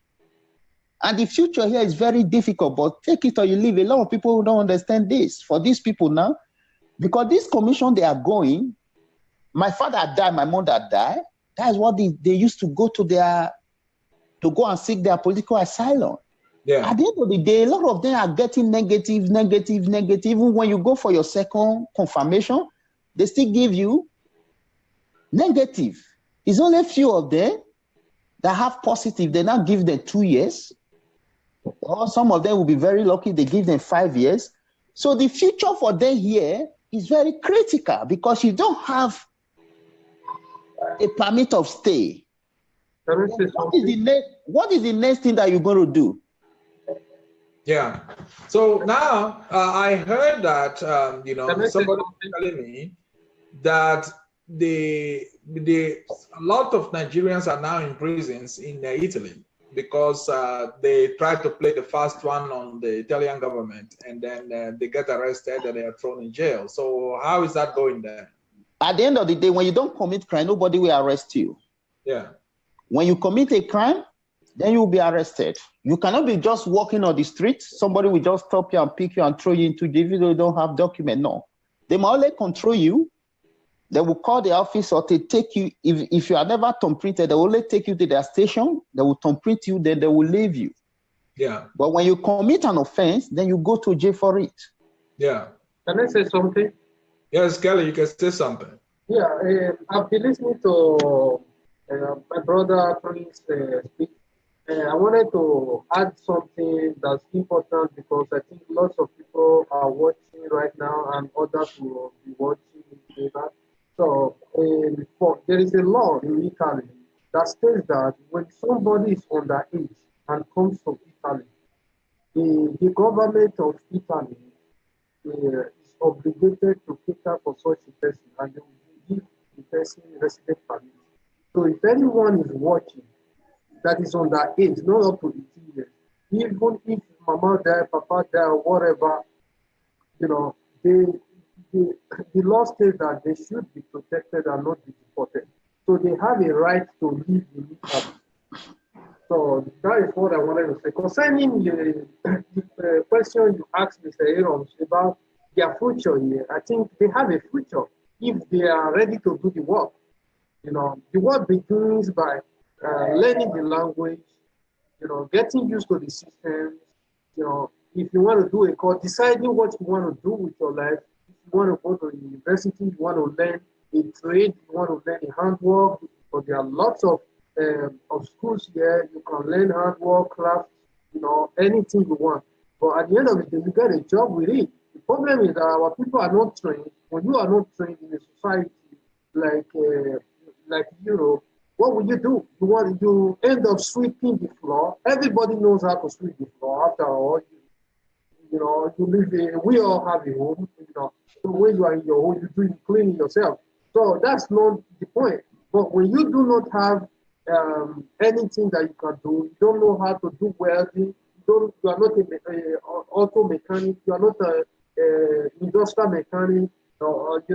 you don't know how to do what they call them again, furniture, you're not into furniture, So you practically don't have any hard work, and you did not go to school to study. Now, what can you do? There is no future. The future is dark, So our people need to understand that we are in an era whereby even entrepreneurs, they want to hire people who have skills. Not people who does not have any skill. The only skill that they have is just to mop the floor or arrange some books on the shelf. Okay, thank you very much. And there was something else I'd like to ask you guys. If there's any other person listening in Italy, I see there are some people here, 5 other people on the conference. If they want to say something, just raise your hand and I can put you on. Aroms. So, yes. Aroms. Yes. Let me quickly, what my brother said there, that is the gospel truth, that when you are underage, you have the privilege to go to school. They take care of you, everything. But the problem here is still this orientation we still talk about here. Most people, especially Nigerians, I meet all these people, I know them, especially Nigerians, they don't want. I told them, okay, look at what I have tried enough. Okay, you stay in a house where you don't pay anything. Okay, they give you, at the end of the month, they still give you some money. I told those people, and they give them 6 months document. This month, as far as you are into these people's care, they give you that document every 6 months. They renew it for you, whether you have work, you don't have work, depending on the time when your final commission will be over. Yeah. And this thing is going to take about 2 to 3 years or 4 years in some cases. But the opportunity these people is just shying away, throwing away. I told them that when these days will be over, you'll be looking for this opportunity. They will not come back. Okay, all this little money these people is giving you, and these people, you go out every day to also go and get some money out there. I told them that there are some courses. You can pay some of 80 euro, 100 euro, 120 euro. Within 1 month, these courses will cost you in a week. You only go there for once in a week. Then these classes, you go to attend it for 4 days. In some cases, 3 days. After that, they teach you how to do one particular thing. Then they give you this certificate. Yeah. But a lot of us don't do this. With the little document, 6 months they have, can take them to this extent. We even have free schools that the local government is organizing here. And a lot of them don't go there. You will tell them, they will tell you that I'm tired. What did you do that make you tired? We have that situation to that extent here because almost everything here is free. Yeah. There was a course I did here. I think I only paid 30 euro at the end of the day. Yeah. That was sometime because I suspended that course because of the nature of job I'm having now and everything. Because I used to come back home around 12 o'clock in the night. I have to start around 6 in the evening, close around 12. It just let me let people know. It's an electrician work. How to wire a house. The course supposed to take me 4 years, but I've done 2 years out of it now. Anytime I like, I'll go back there. It is free. I'm not paying any dime. These people have access to a lot of things, even just how to cook. For you to be a caterer or something like that. It doesn't, within 1 month, they teach you how to cook their food. You can even work in a restaurant, in a bar. But our people is not ready for this. That urgent money is just their problem. They want to buy skyscraper. They want to go and ride it. I say, you don't even have documents. How can you go home to go and ride that car? That house you're building now, how can you go home to go and stay in the house? Before you get there, that house is old. You cannot even enter. After 15 years, you build a house. After 20 years, you cannot even go there. So this is the major problem. Yes. So guys, it is great to hear from you guys. And I have my own opinion about what is going on with our people, but it is also important to get it validated by, field experience, to put it that way, to say, okay, look, because we are trying to look for a solution. And the solution is, a lot of people think, oh, we throw money at it. A lot of people think, oh, yeah, because most Nigerians in the diasporas, that's what got us into trouble in the first place. Because we spent trying to help back home. Back home, that's the problem. Yes. and all the money we sent there, and all the money was wasted, and we have now a bunch of people who are not willing to do anything. And not only these young people, but today in Nigeria, especially those who work for the government and you know, people who have no job, a lot of people just don't want to work. There is no dignity in labor. There's no dignity in labor. That is one of the serious problems that we're having. So therefore, I think that we must go back to base. Definitely. Definitely. The country, the people must go back to base. And without going back to base, there is nothing we're going to do that's going to work. So for me, I like to appeal to everybody, especially those who are listening to us right now, that look, you've heard also from other people, and I'm sure that some of you have also some experiences, some of the experiences that we have talked about. The solution to Nigeria is not to throw more money at it. No. That's not the solution. That's not the solution. No. So any government that say, oh, we throw more money on it, they're going to solve the problem, that like they say in Nigeria, a lie. Because we have seen a small part of it in Italy, where Nigerians are brought in with all the possibilities in the world to succeed, and even then, they just don't make use of it. And number two, you would think, before you get to Italy, the suffer you suffered on the road, and it is so much that nobody should tell you to go and work. To go and work. Nobody should tell you to go and go to school, because after you have taken that journey, that is enough to shock anybody out of any sleep, out of any tiredness, out of any stupidity. But even that, Nigerians still go default back to how they were. So it's a serious problem. It's a serious problem. So we need to start coming up with different tools on how to really start to, we have to think out of the box. If there was a box. We have to think. And since I came to Europe, Aroms, since I came to this country for the past 13 years now, I've never seen two Italian fight. Yeah. It's only we Nigerians that do this in the street, at the bar, anywhere. Nigerians can fight anywhere. I cannot talk about Ghana or Cameroon. No, we're talking about our country right now first. Nigeria is only Nigeria. You will invite your fellow Nigeria to your party, to your son's birthday party, to your baby dedication, wherever. But before you know what is happening, somebody that don't have problem at all, they will come to your party or to your house, start fighting, even in the street, breaking bottles and all that. No, we have to work on our mind, on our outskirts. It's very important. Because a lot of people is on this platform listening right now. This is the thing we have to work on. Because these people don't do this thing. Why do we do it? 13 years, I have never seen two Italian fights. That's the gospel truth. I don't know for others, but for me, I have never witnessed it. They cannot even raise hand on each other. If they are talking, they fold their hands on their back, because if there is a third party that said that you are the one that slapped this person first, then you are in trouble. Yeah. But that's it. What he said is absolutely correct. You know, you see two Italians, they are about fighting, arguing. You will be thinking maybe one is going to hit the other one right now. And at the end of the day, they will insult each other, shout, scream, and each of them will go home. You know, but in Nigeria, the next you hear the bottle boom. I don't understand. Nigerians are more violent. I have been saying it because there was years ago when I came to Italy. You know, I met after 5 years. You know, I met a man who was coming from Nigeria. He just came for the first time. So, and that day I was with my dad. My dad knew him in Nigeria before, and my dad was greeting him. So, I greeted him too. He was an elderly man. When he was gone, we were inside the car where we were driving home. I told my dad, the man's eyes looks like he wants to fight right now.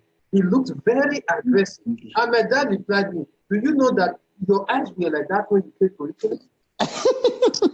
So, Nigerians, they are violent. When they come here, you know, it's like it's something that is in their DNA. Any little thing, they start breaking bottle, they bring out a knife, they stab themselves, they kill themselves, they fight in the street. They even naked. The girls will be fighting and they will get naked. The policemen want to deport them. You see a Nigerian naked just because he want to stop them from deporting him. He will get naked and you just see him with the private part dancing around like a madman. You can imagine such an atmosphere. So, I mean, it is an embarrassment. Honestly, it's an embarrassment. It's a social embarrassment. No, yeah, it's very funny, Mr. Aroms. It's very funny. The way we behave here, we just have to change our orientation. And we in diaspora, especially, I say this often. I didn't say you shouldn't help your family. The money we in diaspora have pumped into Nigeria, especially at those states, and we're not supposed to find a poor man in the street. No. Yet, yeah, let me quickly say this before we round off, man. The truth must be told, man. And those in diaspora that have spent years here, we have seen the way the white men live. We are most of the problem to those people in Africa. Yeah. You cannot be sending somebody money. You cannot open a store for somebody for 5 times. No. Leave that person, let him go up to brazies and burn to ashes. And whoever that does not have a project, you are not learning work, you're not going to school, then why should I send you money? In the first case, there are 2 things that kill yam. Either you boil it or you roast it. Then if you cannot go to school, you can learn a work. Yeah. Then if you cannot learn a work, what do you want me to? Okay, you do business, fine. Then if I should give you money to open a store, 1, 2, 3, 4, 5. Then if I continue giving you that money, who is the fool? It's me. Like spending the money on you. That's the major problem. We have nobody is ready to work, especially, and we here in Europe, we refuse to tell them that before you send that money home, you have to work for 8 hours. 8 hours or 7 hours, 10 hours before you get the currency to send to them. They still here, we still spoil them with all this, man. You have somebody, I watch a lot of people that start their business with 100,000, 200,000, but send $500,000 to a lot of them in Africa. After 1 week, the next week, they'll be calling you for another money. And we still send it. We don't even ask them. We don't hold accountable for them. How do you spend this money? What do you actually spend this money for? What I asked you to spend it for? So we have to let these people. We have to change those people's mindset. Know that Europe is not what they just say. You cannot just see a gun up on top of the leaf and pick it. No, we don't pluck money here in Europe. We work hard for this thing, and we have to let those people know, because the moment they have the money, the hard currency they have, the citizens of Edo State alone have pumped into Edo State, we have no reason to have poor man in Edo State or somebody that don't do anything. We're not supposed to be seeing all those children in the street. What Osaje, or what is his name, is doing right now. There's still a lot of poverty in that place. And most of the people that guy is picking, frankly speaking, a lot of them have people in Europe as well. Go to Nigeria, go to Benin City especially, hardly before you see a house where nobody is not in Europe, in Benin City. Go and find out. Almost each have 10 houses. It's only 2 you will see that there's nobody in Europe. But still yet, those people will still find them on the street because of one way. And the person that have been sending money, he refused to consult them. Now the person is tired. They have no choice than to go to the street and start begging to eat. That's the problem. The problem still lies on us here in diaspora.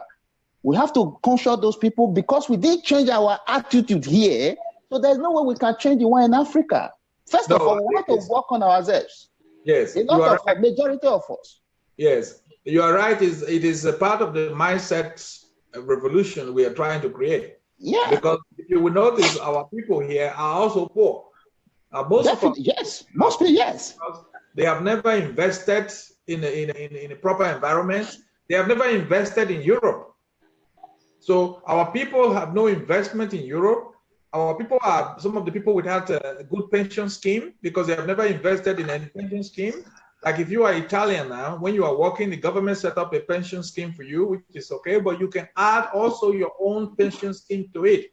So that when you are 65 years old, at least if you are getting 1,200 euro from the government, maybe your own pension scheme, you get another 800. So you have 2,000 euros and you can live comfortably. But our people, instead of setting up their own pension scheme and adding some funds to it, all that money has been sent to Africa, because our people had the idea that when they get old, they will go back home. But now our people are getting old, and they cannot go back home. And it's only getting worse. It's like somebody like me. I never had intention going back to Nigeria to go and get old there. So for me, it's still the same. I want to make it a better place to live, but it is never my intention to go back and get old there. So, but some people who want to go back to Nigeria and get old and relax and have peace there, amazingly, they are still building houses there, but they don't understand. They don't think about, okay, how do I come and live here and get old here? Old environment. You see, and that is an irony about our people that even me, I don't understand. Okay, so my advice I always want to give to Black people, our fellow people, especially from Edo State, because we're talking about Edo State. Because Edo State, yeah. Worse in this problem, In this problem, yeah. So what I like to advise is that, look, if you don't invest in your future here, if you don't invest, get some yourself and some insurance, get yourself some investment, start thinking about your future. One day when you are 65 years old, then you will really regret it, because there is no home to go back to, and you have not to save anything. You have not invested in your own future. And when it is time for you to slow down because you have worked so hard all your life in the factory or whatever job you did, then you realize that you still cannot slow down, you still cannot enjoy life because you wasted so much of your money buying these stupid cars, building these crazy houses in Benin City, doing all these things. And I just hate to see people waste their whole life like that for doing things that doesn't have an impact to the humanity. So that is why, like now, we are talking about we're trying to raise $1 million, and the $1 million we want to use it to start doing some of these things we're talking about. Because what people don't understand is this: if we can invest $1 million, for example, to just start working on the mindset of our people, you'll be amazed what happened in 2 years. Because then we will start creating new role models, people who are able to succeed in Nigeria, people we can showcase, people in Benin City who stayed there, worked and did the right thing, and they became successful. Young men, 25, 30 years old, who become successful. Yeah. And that role model will start being passed to other people to emulate. So, but today, many people still don't believe in that action. So, we have some people who have contributed greatly to what we are doing. But at least the last time I checked, we had about 150 donors. 150 people have donated money to this movement. But for the rest 24 million Nigerians in the diaspora, they've not done anything. And so, so people really have to start understanding that, look, we must stop that individualistic actions, because that's what got Africa into this mess. That we say, because even that journey we are talking about now from Nigeria all the way to Europe, to the desert, it's all individual action. So I want to go to Europe. So I'll carry money, go and borrow some money, steal some, and then I'll give it to you, and then you carry me, go and give the other person. We all go together. It's never a group action. So a group action now.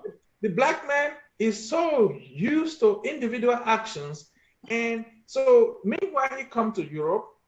Okay, what is wrong with people coming together to go and form an IT company? What is wrong with people coming together to go and form a group to do something together and make money together? No, they don't do that. It is always me. What can I do? Let me sneak in here. Let me go and do this. Let me go and do that.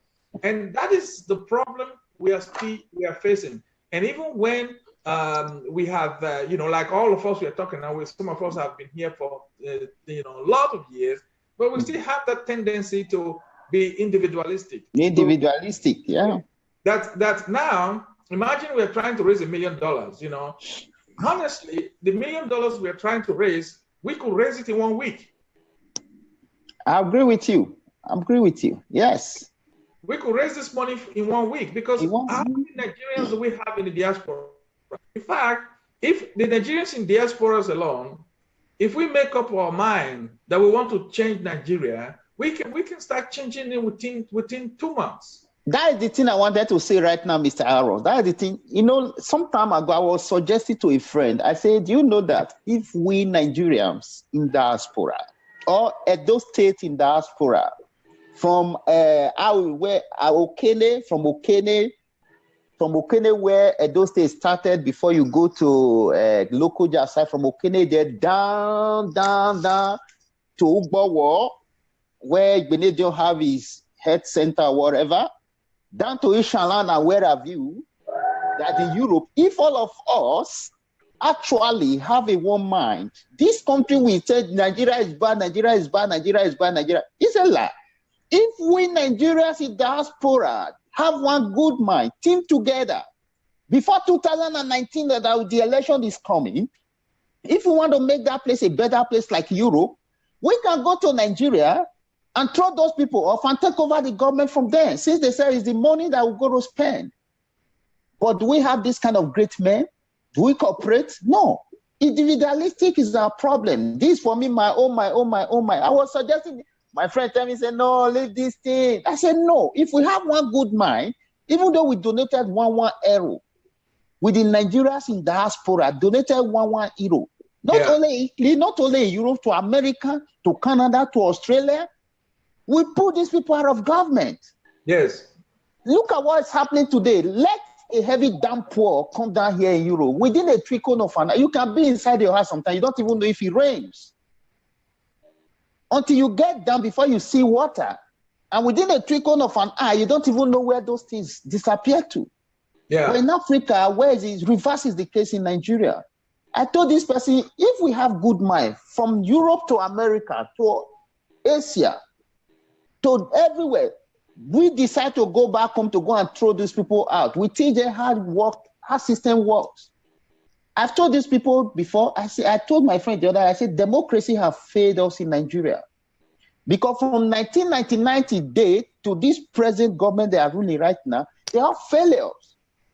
I'm sorry to say this, they have failures. And especially these present governments right now, the way they preach 2015 when people went out there to go and vote for them. The president today, I respected him so much because he's my president, but I'm disappointed in him on the other way around. Why? I was thinking that this man is going to act the way Mandela acted. You don't even need a second tenor. You don't need to think about that. You see the problem in the country, try to face it. Oh, look at different kind of accusation going around you. They are calling you man of integrity. No, where is your integrity? Where is your value? You are still thinking about to go for another 4 years when you even know your health problem is not good. First of all, give us an instruction and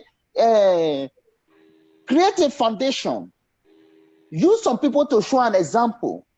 That integrity people think you have, use it. That personality people, you don't even need to think about, oh, you have been hungry for this power. Now you get it. What did you do with the power? Reverse is the case. They are not telling you are going back there to 2019. What are you going to do? It does not change anything. I was thinking that when this man will come to power, he's going to build an institution. Look at South Africa today. South Africa will have their election today. They will get the result, the same thing. I told you this morning that if we don't reform the INEC, first of all, we'll not get it right in Nigeria because people will still be bribing people because that they know that it's not what you cast in the police center. That's not what they are going to call at the end of the day. Yeah, that problem. You see, the thing is that, like I've always said, we cannot reform anything except we start with the reformation of the mind. Because it's very important. Who are going to reform INEC? Is it not Nigerians? Who are going to reform the police system? Is it not Nigerians? Who are going to reform? So every other thing that is going on today in Nigeria, without the reformation of the mind and starting from the grassroots, nothing is going to change. So that's why. So we will end this conversation now and then realize that okay, we had a good conversation. At least we able to see some of the things in Italy, because to reiterate, many of our people have the idea back home that the Italian government is not good on people, and the Italian government is very good. If there is, I told you this morning, if there is heaven, for my own, where I've stayed for some time, there is heaven. It's Italian people that will be open doors for African people, especially Nigerian people, to come to heaven. They will be the one God will accept. That's the gospel truth. Yes. They are still Italian people. They are the best people that I've ever seen on earth. Go to Germany or go to France or go to Belgium. A white man cannot give you 1 cent or 1 naira. In Germany, he asks you to go and work. Yes. But the Italian people will see you because of your condition, whatever you say to them. That is the Christianity. That's the Christianity. That's the love. That's what Jesus Christ preached. I was asking somebody this afternoon, I say, even when you work in Nigeria, you told me that you were working. Have you ever helped anybody? In Nigeria, we have one very stupid mindset. Let me say this. When you give money to a beggar, either the person, if you give money and somebody saw you, they will think that that money you give to a beggar is rituals that you use it to perform.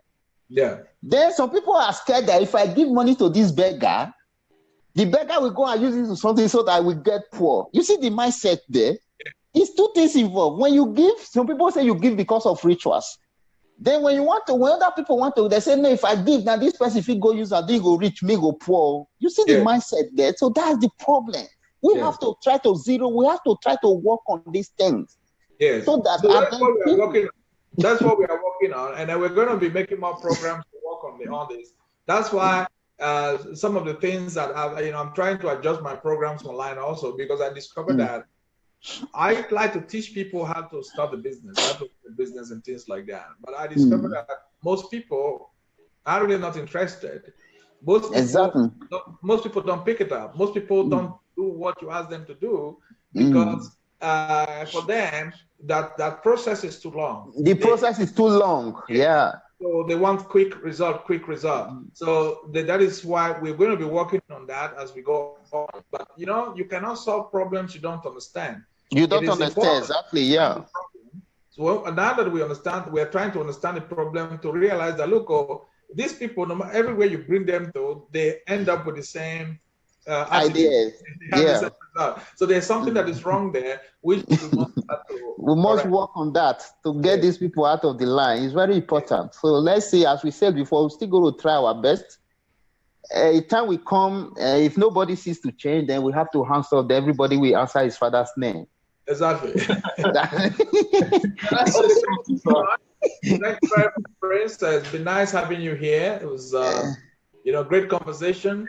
I hope the other people enjoyed it as well. And Nusa, it's great to have had your opinion and your contribution is highly appreciated. So at least we're able to. No, sir. I want to know. No, sir. Are you on Facebook? Kelly. Oh, Kelly. Excuse me. Are you on Facebook? Yes. Now we are in the same group together. Aroms Investors. Now, you don't know me again. No. Okay. I will find out there. Then I will get your number. Message you later there. Okay. Just give me a message. Okay, so that we can have each other's contact as well. Personal phone number. Okay. Okay. Yes. But I'm still making the trip to Italy, hopefully in January, so you guys can take me around to all these areas. And, all right, no problem. Let's see. Yeah, we just keep me posted, So I'll see what we can work it out, man. All right. Thank you very much. No problem. Everybody, thank you very much for watching, and I hope you're able to get 1 or 2 things out of it. That's just it. So thank you very much, and I'll see you some other times. Okay. All right. Bye. Bye.